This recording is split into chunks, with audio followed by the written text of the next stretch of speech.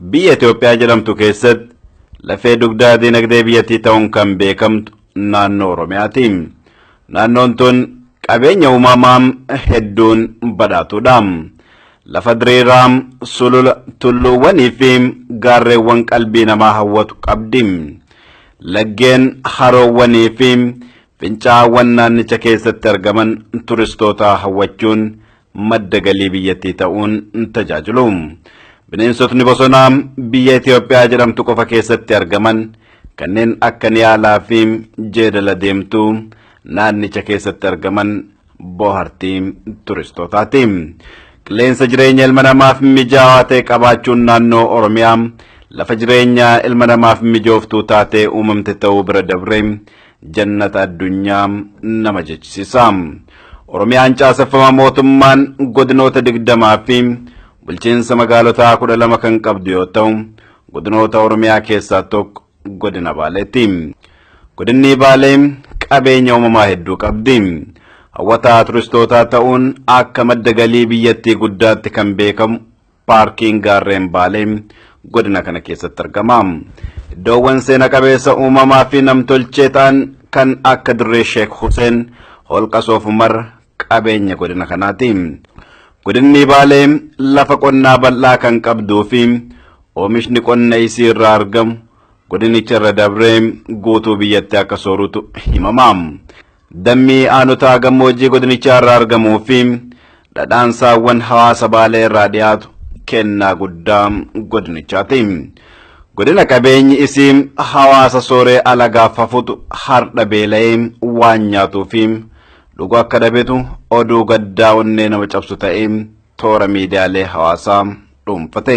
Naannoon Oromiyaa waggaa tokko oliif weerara daangaa irraa isaanitti banamee fi dhiibbaa keessaa fi alaan isaanitti jiruun tasgabbii malee jiraatte.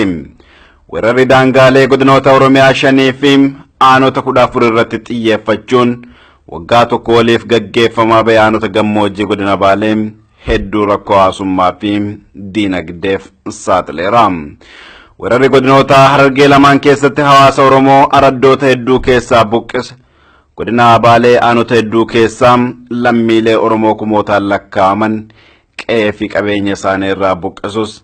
Lammiileen buqqifaman kunniin ija miidiyaa jalaa dhokfamuu fi hoggansaa sadarkaan jiraniin dhimmi isaanii ukkaanfamuun buqqifamtootni kunniin xiyyeeffannoo akka isaan hin arganne taasiseera.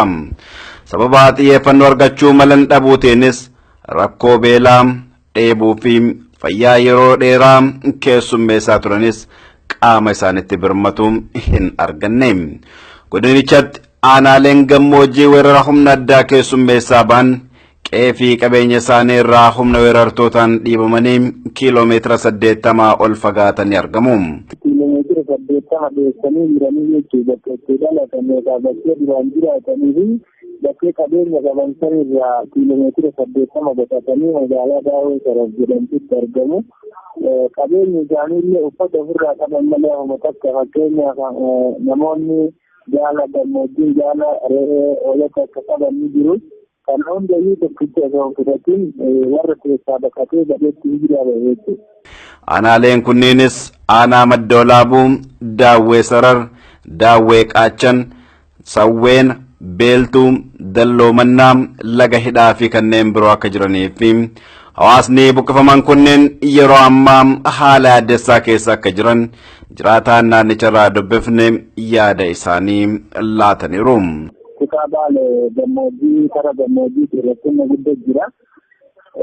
Rakkinni bakkeen jiranii Madda Olaabuuti, Daawwee Sararii, Daawwee Qaachan, Raayituu fi Beeltuu aanaa Laga Hidhaati.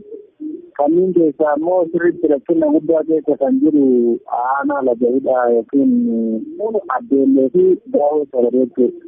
Uummanni kun bakkee jireenya isaanii irraa kiiloomeetira 80 baqatanii magaalaa Daawwee Sararitti argamu. Haa ta'u malee magaalaan Daawwee Sarar kan gargaarsa namaa boote osoo hin taane magaalaa gargaarsa barbaaddu uummata homaayyuu hin qabne jechuudha. Rakkataan lamaan immoo homaa wal gargaaruu hin danda'u. Akka odeeffannoon naannicha irraa arganne mul'isutti aanaa gammoojjii hedduu keessaa namoota kumootaan lakkaa'amantu deeggarsa nyaataa fi fayyaa barbaada. aanaa daawwee sarar qofatti namoota 16,000 oltu buqqa'ee rakkoolee jajjabduu keessummeessaa jira. Abbootiin ijoollee 10,000 ta'an bayanii ni jiruu fi hin du'aniin isaanis kan addan baanes akka jiran odeeffannoon arganne ni mul'isa. Daawwee sararriirra buqqaatonni jiran daa'imatti 16,000 namoota 10,000 garuu kanneen abbaa warraa irraa dhabame ijoollee qofa kan walitti qabamte abbaan horii fuudhii ga'ee hin deebinee biraa keessaa quban qabnu ka jedhan naannoo namoota 10,000ti.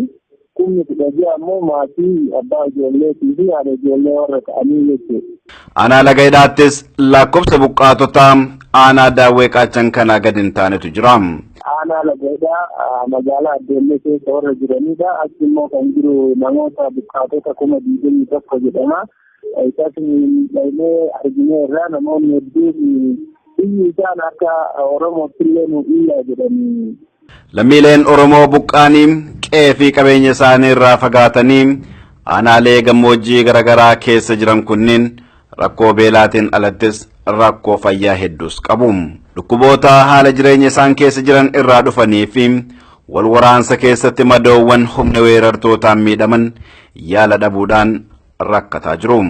Namni rasaasaan morma jala rukutamee yaala malee jirus akka jiru jiraataan naannichaa dubbifne akkas jechuun ibsa. Qaama miidhamoota kanallee namni gara mana yaalaatti geessaa jiru hin jiru jechuudha. Dhukkubsataan hedduutti keessatti dhibee fi beelaan illee miidhaa guddatu irra jira jechuudha naannoo isaa warra jiran keessa. Rakkinni hundinuu waluma keessa jira. Fakkeenyaaf namoonni xiyyiidhaan dhaamatee achi keessa jiranillee ni jiru. Ijoolleen osoo baqatanii diganii qaqqabanillee achi keessa ni jirani. Akkasuma immoo haaluma beelaa fi dheebuutiin warri dhibamanii achi keessa jiran ni jiru jechuudha. Fakkeenyaaf namicha tokko kanneen karaa bokkoo kanaan xiyyiitiin seentee morma garanaatiin baate achi keessa jiru achi keessa hin jira. Akkasuma immoo maanguddoo toora intarneetaa irratti argitantiin illee naannoo ji'a darbaatii fi yaala tokko malee akkanumatti nyaata dhiigaa jira jechuudha. Dhibeen kana fakkaata. Uummata godina Baalee miidhaa har'a keessa jiraniif weerarri daangaa akkuma eegametti ta'e wantootni akka sababaatti kaan biroo xiyyeeffannoo hoggansaa dhabuudha. Qaamni godinichatti gaggeessummaa kennaa jiru uummata Oromoo bal'aa hirmaachisuun hawaasa kana dandamachiisuuf dirqama lammummaa fi itti gaafatamummaa bulchiinsaa qabaatus dirqama isaa bayaan jiru yaadotni jedhaman bal'inaan tarkaanfatu. Kana malees qaamolee hawaasaa lammiilee kanaaf dirmatanii gara godinichaa imalanis qabanii karaa irraa deebisu odeeffannoon jedhus bal'inaan dhiyaataa ture.